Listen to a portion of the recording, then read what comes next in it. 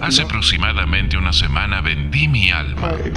Quise ser la famosa cristiana y no funcionó, así que vendí mi alma al diablo.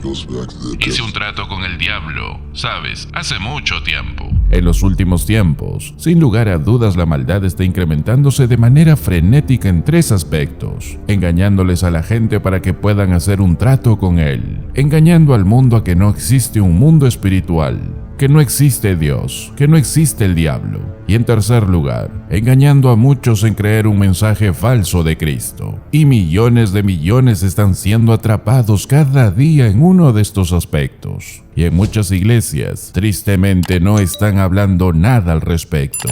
Para un grupo de iglesias de hoy, ciertos temas son a menudo evitados desde el púlpito, como es el tema de los demonios. Y para otro grupo, se desviaron de la enseñanza bíblica para creer graves errores doctrinales y hasta heréticos acerca de este tema. La verdad es que los demonios son innegablemente reales. Han existido durante siglos y debemos reconocer que estos demonios quieren que creamos que son inexistentes, quieren que creamos algo erróneo acerca de ellos. Pero debemos considerar que Jesús mismo predicó sobre demonios y la actividad demoníaca, y nos advirtió cómo será cuando se dé el preámbulo de la venida del director de estos, que es el Anticristo. Nos advirtió cómo será en estos últimos tiempos, con respecto a sus maquinaciones que no debemos ignorar. La Biblia aborda el tema de demonios varias veces, y es Jesús quien enseñó más acerca de esto. Él nos advirtió que la lucha no es con sangre ni carne, sino contra huestes espirituales de maldad, y creo que todos debemos de conocer esto, para no ser engañados por ellos. En Mateo capítulo 12 del verso 43 en adelante nos dice la verdad de su palabra algo muy interesante con respecto a esto. Cuando el espíritu inmundo sale del hombre, anda por lugares secos, buscando reposo, y no la halla. Entonces dice: volveré a mi casa de donde salí. Y cuando llega, la halla desocupada, barrida y adornada. Entonces va y toma consigo otros 7 espíritus peores que él, y entrados, moran ahí. Y el postrer estado de aquel hombre viene a ser peor que el primero. Así también acontecerá a esta mala generación.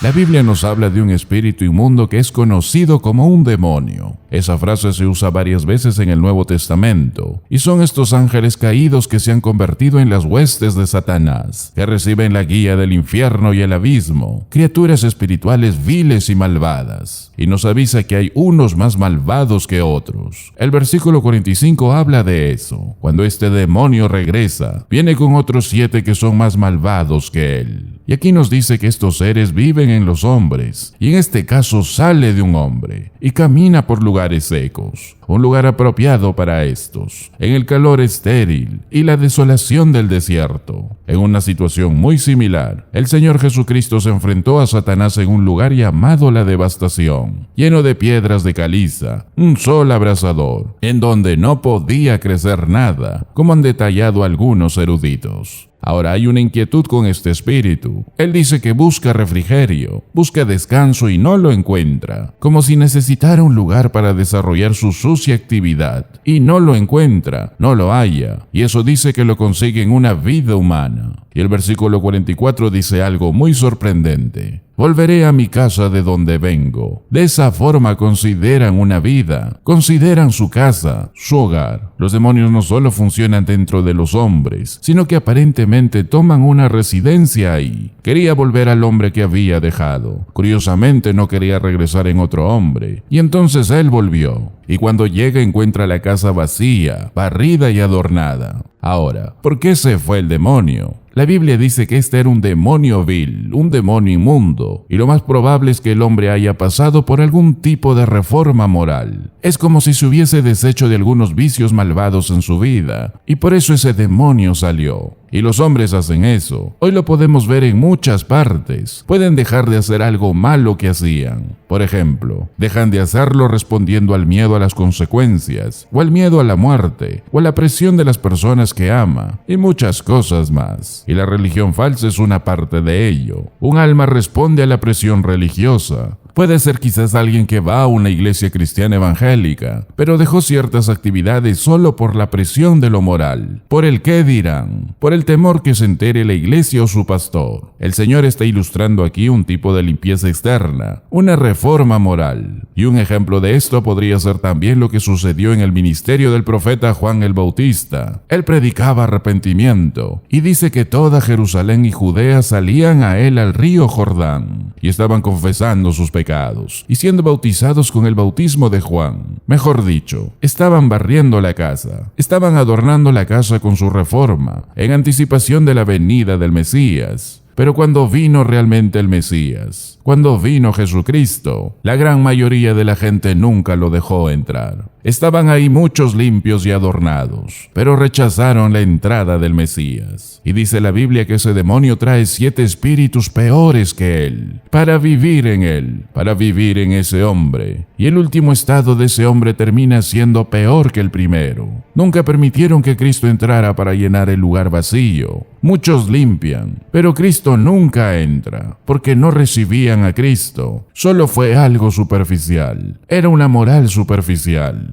Y la razón por la que es más peligroso esto es porque dice el Señor Jesucristo que en lugar de tener un solo demonio, se le devuelven 8, pudiéndose convertir, por ejemplo, en un religioso, un farisaico. El verso 45 dice que ellos entraron y habitaron ahí. Habitar es la palabra griega katoikeo, que significa establecerse y estar en casa. Están tan tranquilos y cómodos ahí. Es la misma palabra usada en Efesios 3:17, cuando el apóstol Pablo ora para que Jesucristo pueda establecerse en los corazones por la fe. La Biblia nos dice que entran y encuentran su lugar de residencia permanente en el corazón de una persona moral. Están viviendo bajo la ilusión de una moralidad de una falsa fe, pero están infestados de demonios. En Mateo 23:15 Jesucristo también habló de esto. ¡Ay de vosotros, escribas y fariseos hipócritas! Porque recorréis mar y tierra para ser un prosélito, y una vez hecho, le hacéis 2 veces más hijo del infierno que vosotros. Hacer un prosélito nos dice que convertían a alguien a la moral farisaica, y este que es discipulado en el legalismo farisaico, se convirtió en una persona más comprometida que su maestro. La persona que es nueva en alguna religión suele estar más comprometida que la que lleva mucho tiempo. Por eso estaban haciendo doblemente hijos del infierno más que ellos. Por eso el mensaje de la iglesia no se basa en una simple moralidad, como nos quieren vender muchos predicadores y cantantes llamados cristianos el día de hoy. Dios nos ha llamado a predicar el Evangelio. Jesucristo no predicó la moralidad. Él predicó la salvación, el arrepentimiento del pecado. Por eso no hay moralidad sin Cristo. Todo lo que hará eso es darles una falsa sensación de seguridad. Por eso quizás es más difícil hablar de la verdad de Dios. Aquel que ha recibido un falso evangelio, que lo ató en una moralidad vacía, porque han sido cegados por la maldad, para que puedan abrir sus ojos a la verdad. Por cierto, los inmorales no blasfemaron y no lloraron por la muerte de Cristo, no tramaron su ejecución. Los ladrones no lo hicieron. La gente religiosa es la que hizo eso.